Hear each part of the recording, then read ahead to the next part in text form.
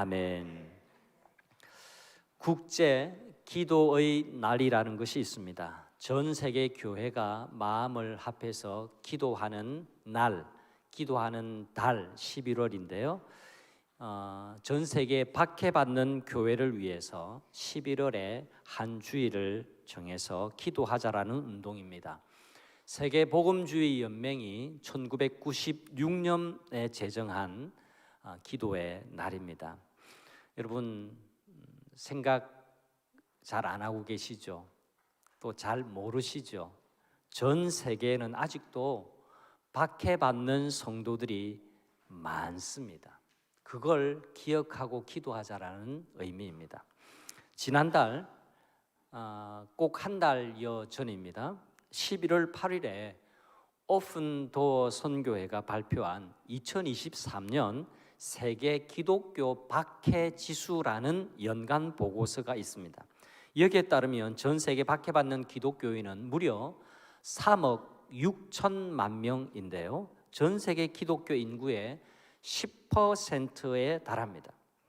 지난해 22년 기준으로 5,600여 명이 기독교 신앙을 가졌다라는 이유로 목숨을 잃었습니다. 2,100개 이상의 교회가 공격을 당했고 4,500명 이상이 신앙 때문에 감옥에 갇혀 있다고 합니다. 전문단체, 지금 여러분이 그림으로 보시듯이 오픈도어 선교회가 발표한 기독교 박해 지도에 따르면 매년 박해받는 사람들의 숫자는 증가하는 수치에 있습니다. 여기 막대 그래프가 보이시죠? 저게 18년, 19년, 20년, 21년, 22년 계속해서 박해받는 성도의 숫자는 증가합니다. 그리고 박해가 가장 심한 나라 1위 나라는 아프가니스탄이고 2위가 우리와 가까운 북한입니다. 지금 우리 대한민국 국민으로서 박해받는 환경이 아니니까 이런 상황을 체감하지 못할 뿐이지 분명한 사실이 전 세계에 박해받는 그리스도인들이 이렇게 많다는 겁니다. 요한계시록을 처음으로 읽었던 초대교회 그리스도인들의 형편이 지금 제가 설명드린 것과 크게 다르지 않습니다. 정치적으로는 로마 제국, 그 당시에 가장 강대국이었던 로마 제국의 통치하에 있었고 종교적으로는 황제 숭배가 만연했습니다. 로마 제국의 황제가 신이었습니다. 신의 버금 같습니다. 그래서 살아있는 신으로 숭배했어요. 그래서 황제 동상과 황제 형상 앞에서 모든 백성은 절해야 했습니다. 그리고 섬겨야 했습니다. 황제 숭배하는 것을 거부한다? 이것은 지배국 로마에 반동한다라는 것과 연결되었기 때문에 그건 공개적으로 엄청난 박해를 받았습니다. 그러나 이렇게 심한 박해에도 불구하고 믿음으로 살려고 결단하고 노력하던 사람이 그 당시에도 있었습니다.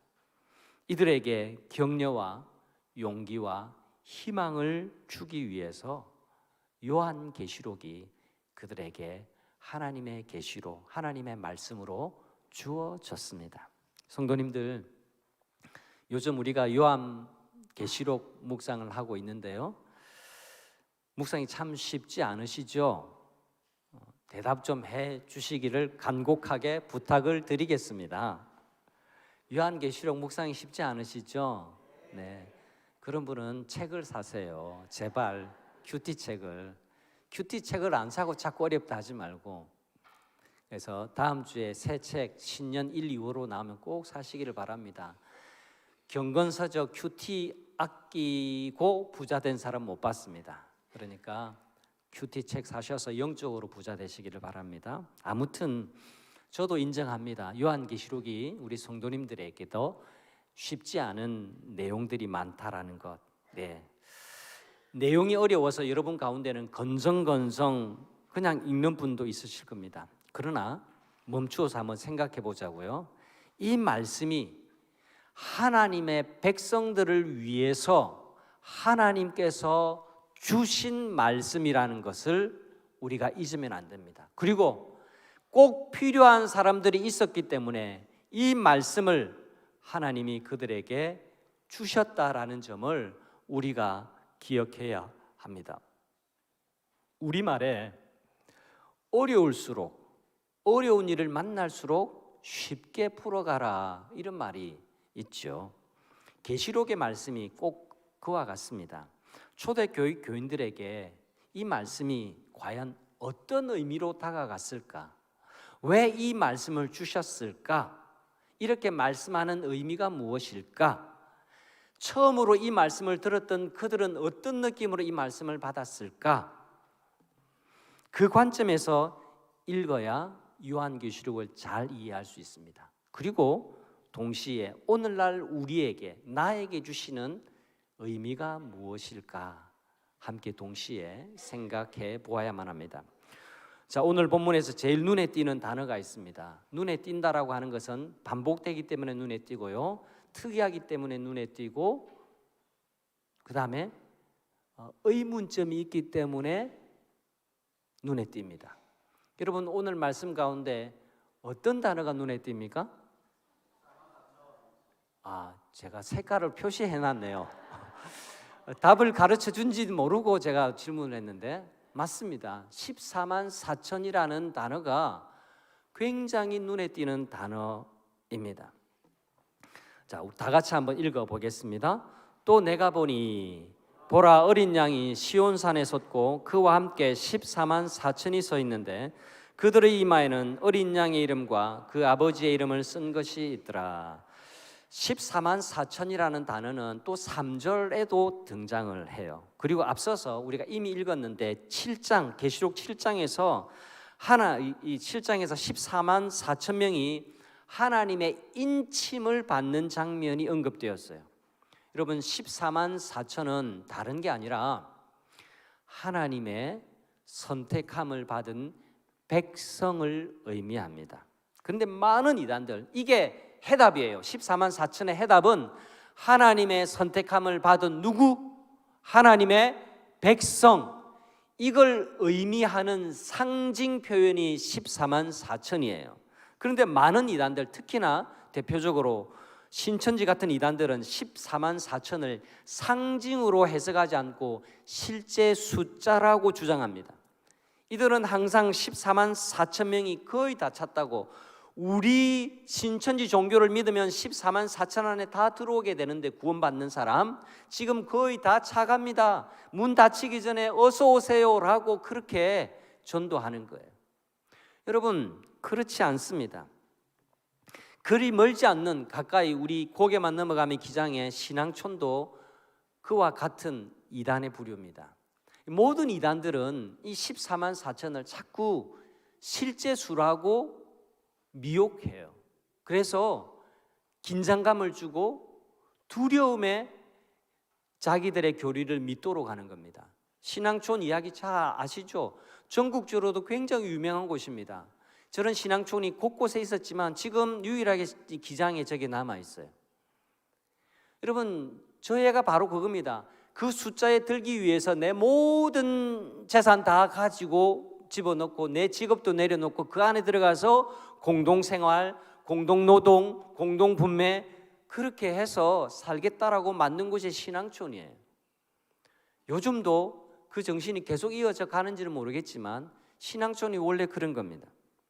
신천지의 경우 실제로는 14만 4천이 거의 다 찼다라고 가르치면서 신천지 교인들의 충성을 유도합니다. 그리고 모든 것을 다 바치도록 합니다. 이제 잘 들으셔야 됩니다. 이 숫자 14만 4천은 실제 수가 아니라 상징수예요. 상징수. 상징하는 숫자라는 겁니다. 14만 4천의 숫자가 어떻게 해서 이렇게 나오게 됐는가, 그걸 알아야 됩니다. 여러분, 구약을 대표하는 지파가 있습니다. 몇 지파? 12지파. 신약을 대표하는 제자 몇 명 있습니까? 12명. 12지파 곱하기 12지파는 144가 나와요.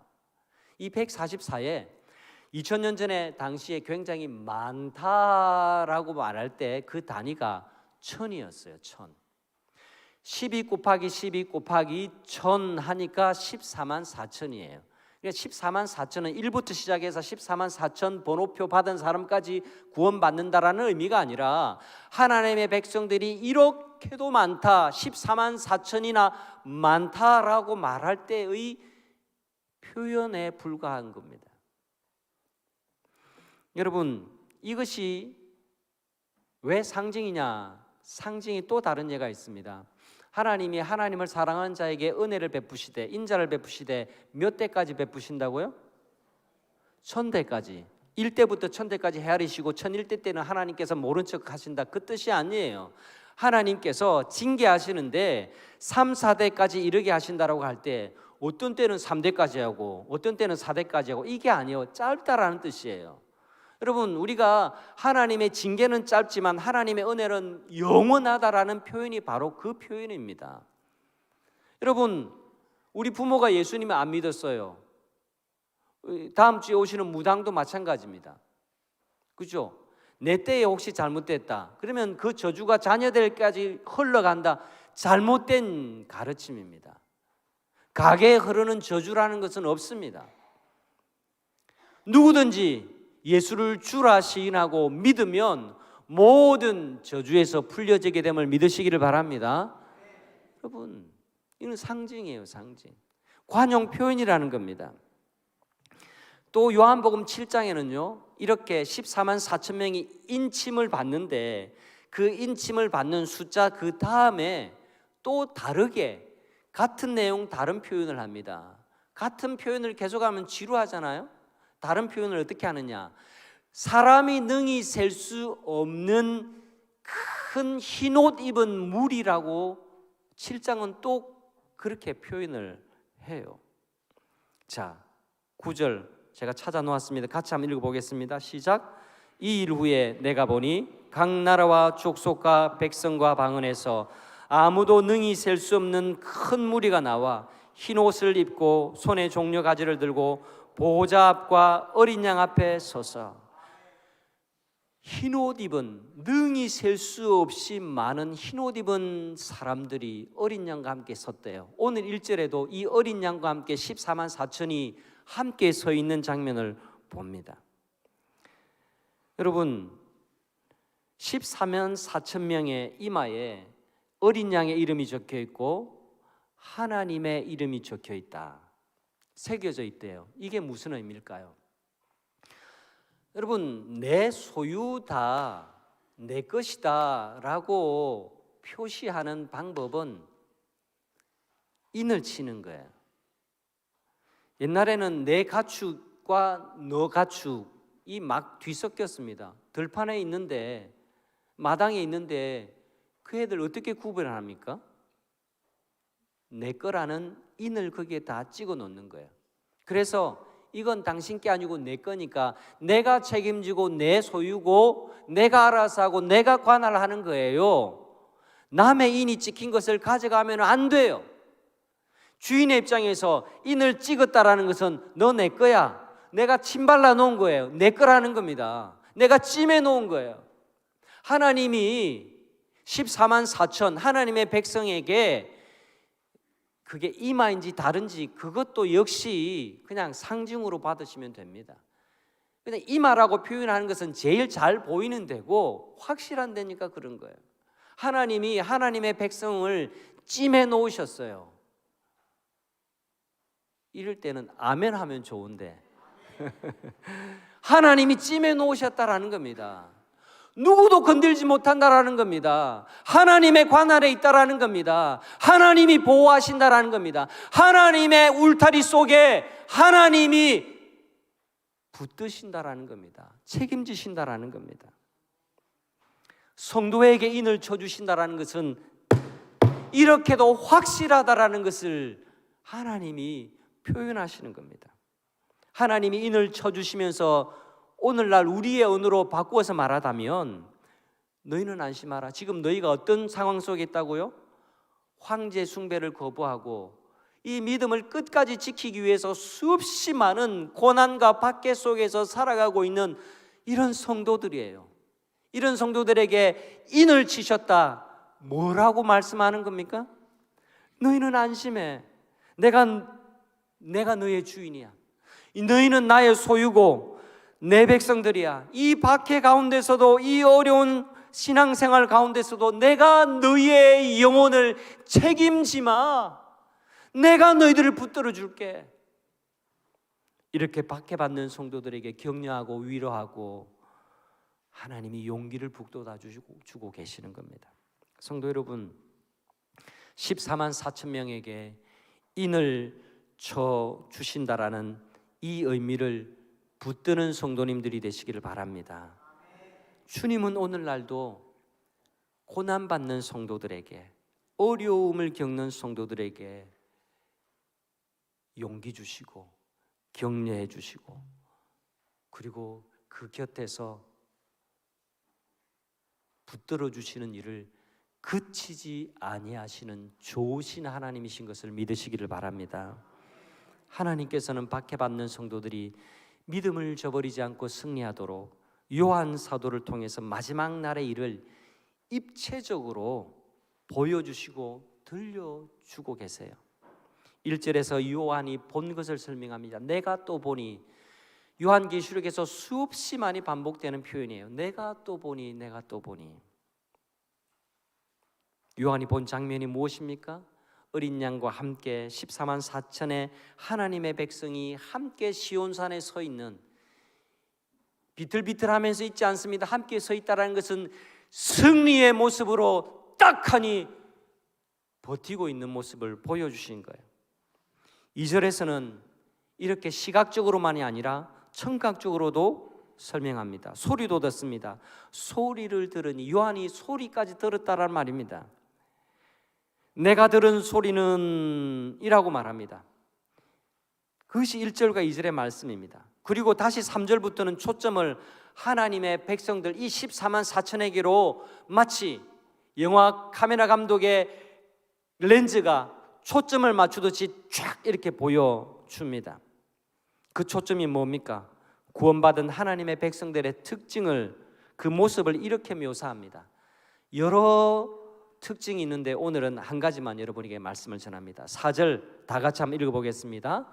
그들이 보좌 앞과 내 생물과 장로들 앞에서 새 노래를 부르니 땅에서 속량함을 받은 14만 4천 밖에는 이 노래를 배울 자가 없더라. 아멘. 얼마나 가슴 뛰는 장면인지 몰라요. 그들은 누굽니까? 14만 4천. 사람이 능히 셀 수 없을 만한 큰 흰옷 입은 무리, 하나님의 택한 백성, 이마에 어린 양의 이름과 아버지 하나님의 이름이 새겨져 있는 하나님의 택한 백성들 말입니다.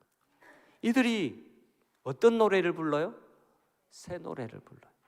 새 노래를 불어요. 이 14만 4천 밖에는 이 새 노래를 부를 자가 없다. 유일무이한 노래를 부르는 겁니다. 여러분, 오늘 우리가 새 노래를 불렀어요. 오늘 우리 아버지하고 아들이 나와서 부른, 오늘 이 세상에 처음 출시되는 노래를 여러분이 들으신 겁니다. 저것도 새 노래지만 성경이 말하는 새 노래는 그 정도 뉴송, 신곡 발표 그 정도를 말하는 게 아닙니다. 하나님의 사람들의 특징은 새로운 노래를 부른다라는 거예요. 그냥 노래가 아니라 왜 새 노래를 부른다고 했을까? 오늘 우리가 새가족 수료식을 함께 했습니다. 참 감격이에요. 저는 저 영상을, 며칠 전에 완성된 저 영상을 보면서 막 입꼬리가 자꾸 귀에 걸려가지고 큰일 날 뻔했습니다. 너무 감사하고 은혜가 되고 기쁘고 그래요.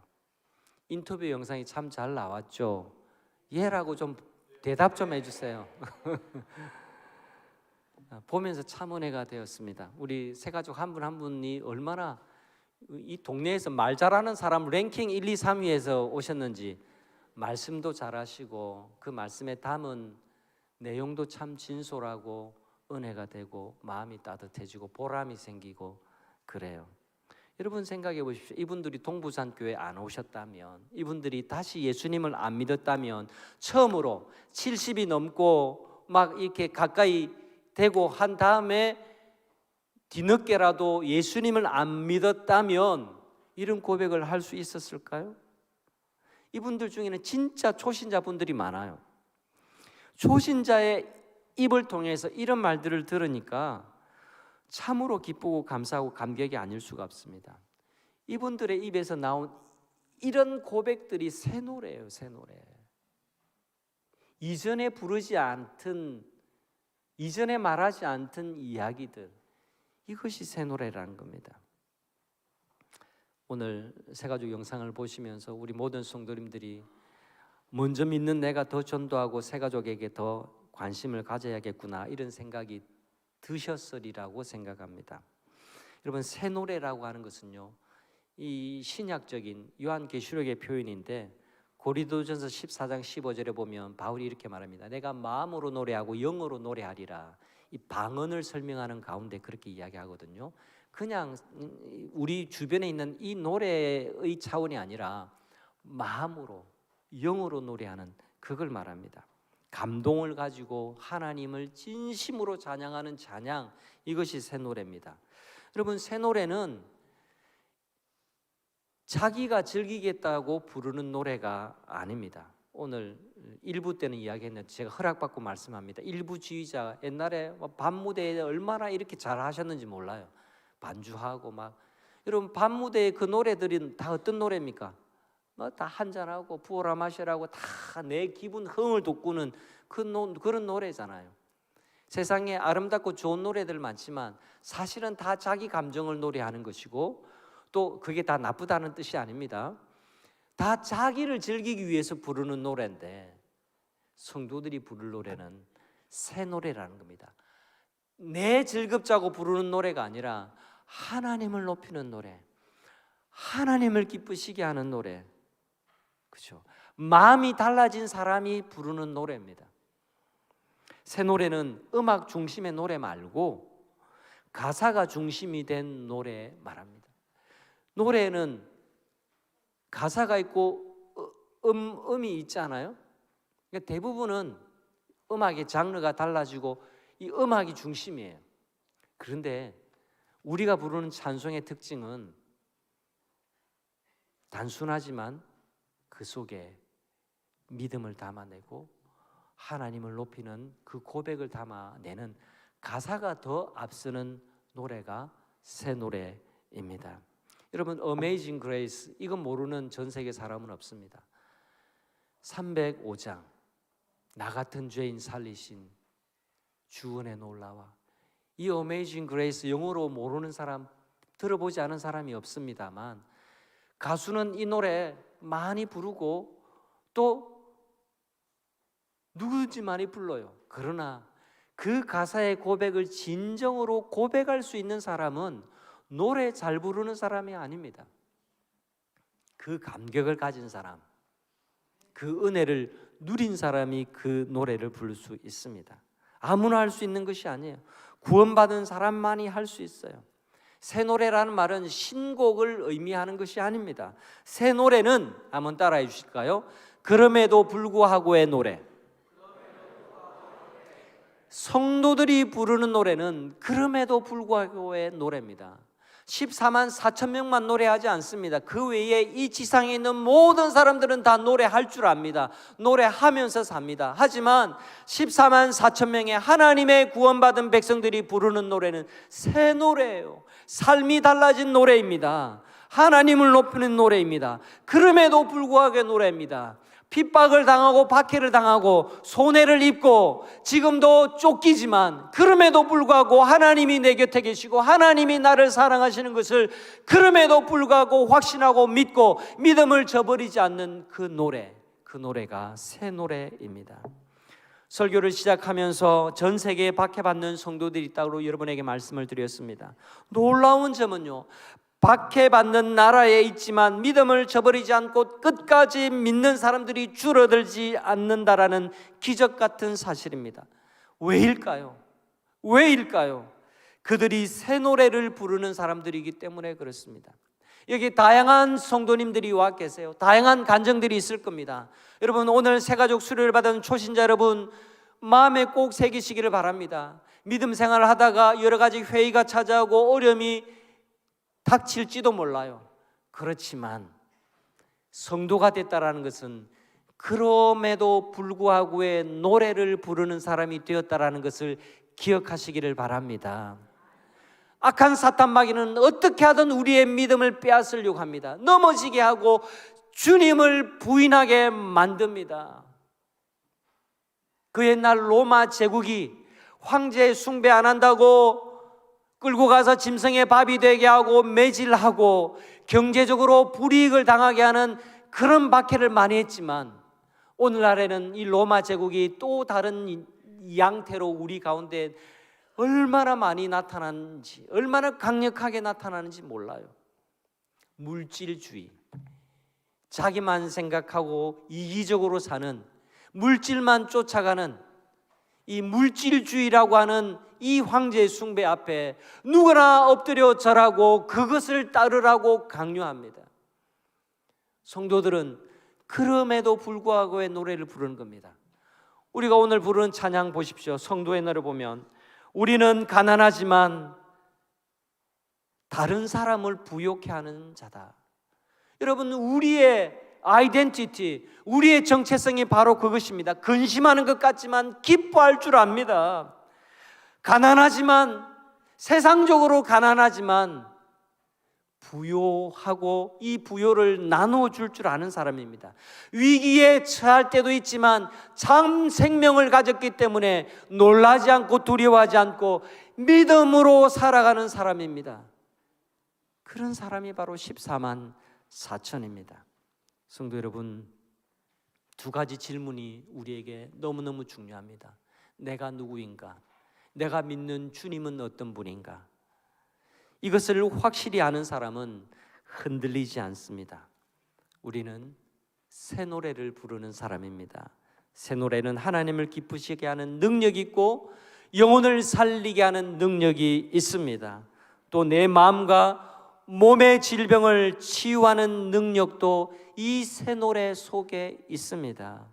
한 주간 하나님이 우리에게 주신 이 새 노래를 부르면서 복되게 살아가는 모든 성도님들이 되시기를 주님의 이름으로 축원합니다.